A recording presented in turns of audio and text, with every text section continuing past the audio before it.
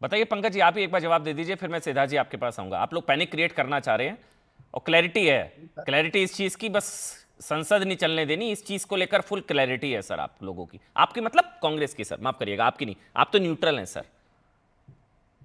संसद तो मुझे लगता है कि ये सरकार ही अनंत नहीं जी क्यों चलाना हंस रहे हैं, चाहती थी। आनंद जी हंस रहे हैं, आप दोनों क्यों हंस रहे हैं भाई? जी पंकज जी आप बोलिए ना, न्यूट्रल सर प्लीज। सरकार, मुझे लगता है सरकार ही संसद को चलाने में गंभीर नहीं है। हम्म। लेकिन ये कहना कि ओम बिरला जी के को हटाने के बारे में लाए गए प्रस्ताव पर बाकी सब बातें कही गई और मुद्दे की बात नहीं कही गई। 1954 में जीवी मावलंकर के खिलाफ आया था यस। ऐसा ही प्रस्ताव। ठीक कह रहे हैं आप। विघ्नेश्वर मिश्रा जी उसके मुखर थे, उन्होंने उस वक्त जो भाषण दिया था उसका वर्बटम निकाल के पढ़ लीजिए कि इसमें क्या क्या कहा गया था। हम्म। फिर 1966 में आया सरदार हुकुम सिंह के खिलाफ इसी तरह का प्रस्ताव, वो स्पीकर थे। मधु लिमये जी उसके मुखर थे। मधु लिमये जी का भाषण पढ़ लीजिए वर्बटम कि वो किस तरह का था। फिर 1987 में बलराम जाखड़ जी थे स्पीकर, और उनके खिलाफ सीपीएम के सोमनाथ चटर्जी लाए थे इसी तरह का प्रस्ताव। सोमनाथ चटर्जी साहब ने किस तरह का भाषण दिया था। इन तमाम भाषणों को जब आप पढ़ेंगे तो आप पाएंगे कि जब कभी भी इस तरह के मुद्दों पर चर्चा होती है तो व्यापक अर्थों में चर्चा होती है। इसमें यह कहना कि स्पीकर साहब से जो ऐतराज है उन पर बात कम हुई और दूसरे विषयों पर ज्यादा हुई, ऐसा नहीं है। ठीक है। किसी तरह का कोई कंफ्यूजन नहीं। ठीक है, ऐसा नहीं है आनंद जी, एक बार आप भी अपना पॉइंट रख सकते हैं सर, अनंत विजय जी।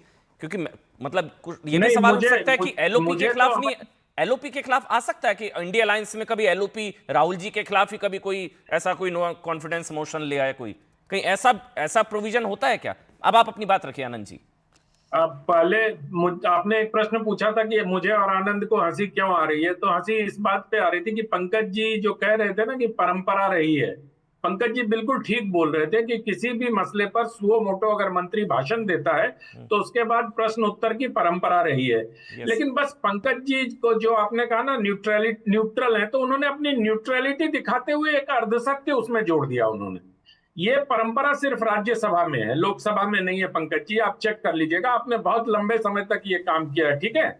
आपने संसद को कवर किया, हमने भी संसद को कवर किया, और वो भी सवाल ऐसे पूछे जाते हैं, सारे लोग एक साथ सवाल पूछते हैं, उन सारे सवालों का एक साथ मंत्री उत्तर देता है। जिस तरह का हंगामा कल लोकसभा में विपक्षी दल के सांसद कर रहे थे, उस तरह की कभी कोई परंपरा नहीं है। आपने मावलंकर से लेके मधु लिमये से लेके बलराम जाखड़ तक का उदाहरण गिना दिया, जनेश्वर मिश्र तक का, लेकिन ये हल्का सा जो ट्विस्ट दे दिया ना आपने, संसद कह दिया लोकसभा और राज्यसभा को, इससे आपको बचना चाहिए था। चेक कर लीजिएगा, ये परंपरा नहीं है अमन जी। इसलिए मुझे हंसी आ रही थी कि इतने वरिष्ठ आदमी कितनी सफाई से विपक्ष को बचाने के लिए लोकसभा को राज्यसभा को अंतर नहीं बता रहे जनता को। तो जनता को नहीं, अब जब इसमें दो चीजें हो पार्लियामेंट्री सकती हैं नुआंसेस सर, पे बात, विपक्ष को बचाने के लिए जानकारी का अभाव, आपको जानकारी का अभाव भी हो सकता है, विपक्ष को नहीं मैं बचाने ये के लिए मान ही नहीं क्यों सकता। मानकर चलते हैं? नहीं नहीं नहीं नहीं अमन जी, मैं ये मान नहीं सकता कि पंकज जी जैसे सीनियर आदमी को, जिनका पत्रकारिता का इतना लंबा अनुभव ठीक बात रहा है, है, ही इज वेरी उनको सीजन्ड इस एंड बात सीनियर की जर्नलिस्ट, सही जानकारी बात ना है, हो।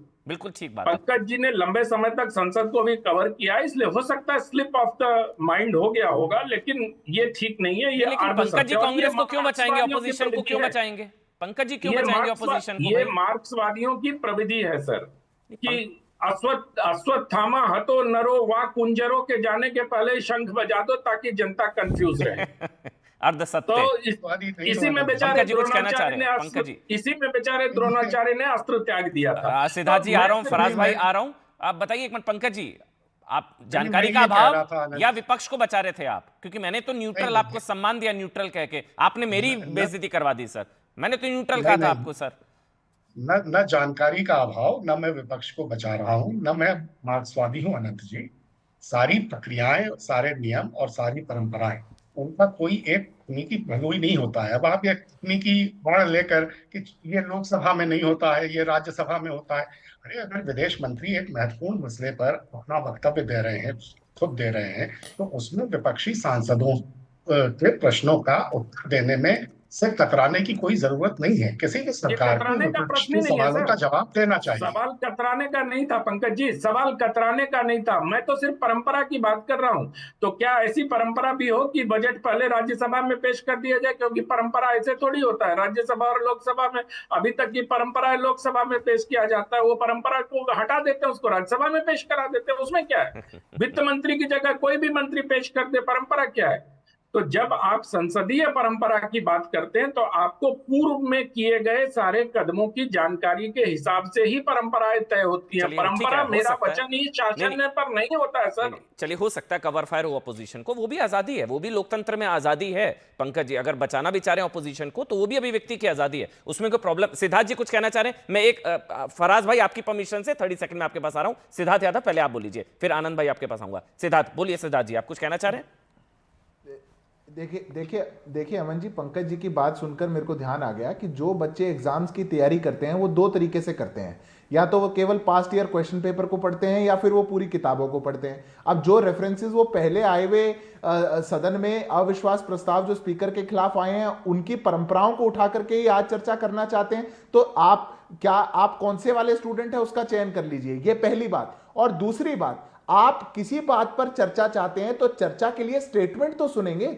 अमन जी कितनी छोटी सी बात है, गल्फ में वॉर हो रहा है, देश के विदेश मंत्री अपना बयान दे रहे हैं, वो देश को बता रहे हैं, सदन के माध्यम से देश को बताया जाता है, तो है कि क्या हमारी स्थिति है, क्या हम प्रिपेयर्डनेस है। कहां सुना आप मुझे बताइए। राज्यसभा से वॉकआउट कर दिया और जब लोकसभा में बोलने लगे तो हल्ला करने लग गए। वो बयान दे रहे हैं और आप वेल में उतर करके हल्ला करने लग जाएंगे। ये क्या किसी मैच्योर विपक्ष का लक्षण है या नहीं है? मैंने तो बहस की शुरुआत उससे की थी। प्रियंका वाड्रा कह रही थी कीन टू लिसन, कब बोलेंगे। प्रियंका वाड्रा जब बोलने लगे तो हंगामा किया गया। ये तो बहुत अच्छा है। हाँ, बाहर कीन टू लिसन और अंदर पहुंचते ही वेल के अंदर कीन टू एंटर। अच्छा, ये कैसा तरीका हुआ? फराज जी आपको वेल दिखा नहीं क्यों?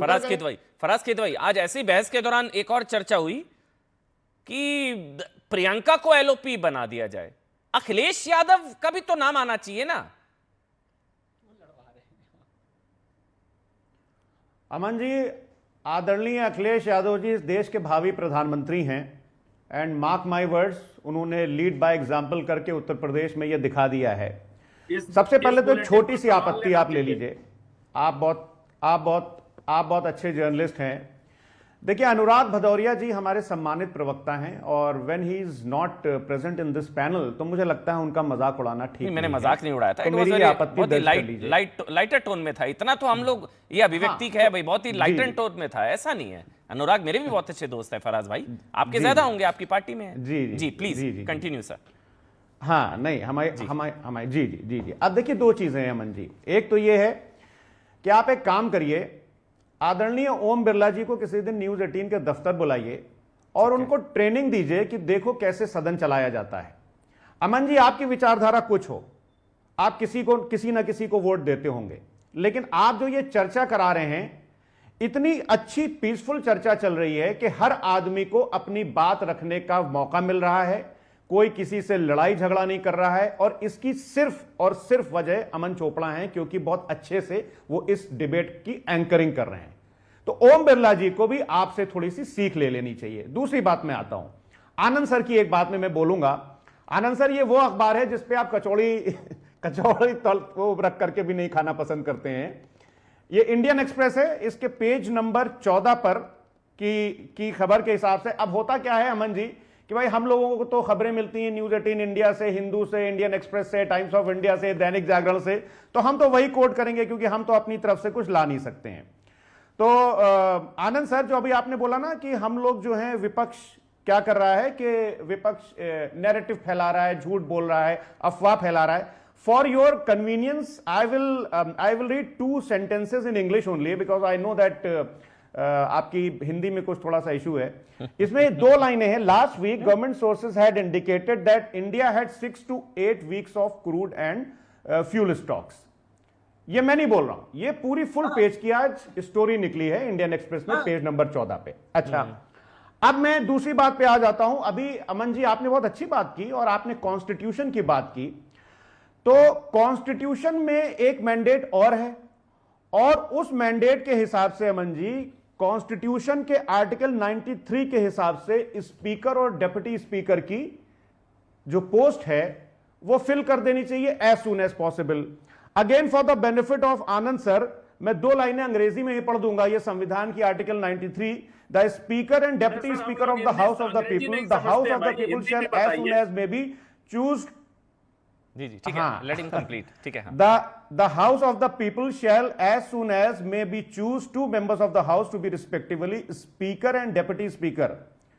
तो अब मैं ये जानना चाहता हूं कि कॉन्स्टिट्यूशन जिस चीज के लिए मैंडेट करता है और एज सुन एज पॉसिबल लिखता है कि सदन में, लोकसभा में डेप्यूटी स्पीकर होना चाहिए, 17वीं लोकसभा ऐसी लोकसभा थी जिसमें पूरे टर्म में डेप्यूटी स्पीकर नहीं रहा और आज भी नहीं रहा। ऐसा क्यों है? मैं बता भी दूंगा कि ऐसा क्यों। फराज भाई, दो चीजें ऐसा हैं, ये इसलिए डिप्टी है स्पीकर अमन जी, नहीं सुनिए है, बस। वो सिद्धार्थ जी बताएंगे और आनंद जवाब देंगे। डिप्टी स्पीकर, लेकिन आपने मेरा सवाल फिर डक किया। अखिलेश यादव क्यों नहीं लीड कर सकते इंडिया अलायंस को? क्या प्रॉब्लम है? वो क्यों नहीं लीड कर सकते? आप उनको कह रहे हैं भावी प्रधानमंत्री, आपको राहुल गांधी की बिल्कुल। काबिलियत पर शक है, लेकिन अखिलेश क्यों नहीं? राहुल नहीं तो प्रियंका, ये क्या बात हुई भाई? Why not Akhilesh Yadav? मुझे राहुल गांधी जी की कैपेसिटी पे, कैपेबिलिटी पे कोई शक नहीं है। वो इस देश के बड़े नेता हैं, लेकिन भावी हमें PM है, अपने बड़े नेता नहीं के है, ऊपर भावी इतना PM भरोसा आपके भी है। नेता है वो, आपके भी नेता है वो, लीडर ऑफ ऑपोजिशन।